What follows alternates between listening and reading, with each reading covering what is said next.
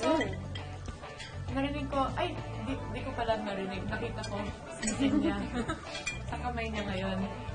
You're engaged! Yeah! Wow! Yes! Yay! Okay, so paano siya nag-propose?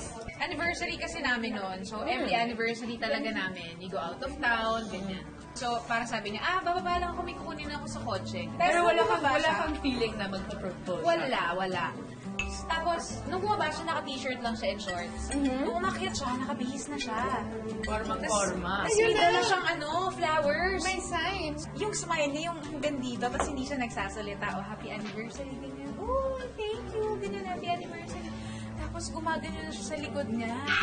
So, yung kamay, yung mukha ko, yung mata ko nandun lang sa kamay niya. Goosebumps. Tapos, paglabas niya, yung mukha niya, Umiiyak na siya. umiiyak na siya.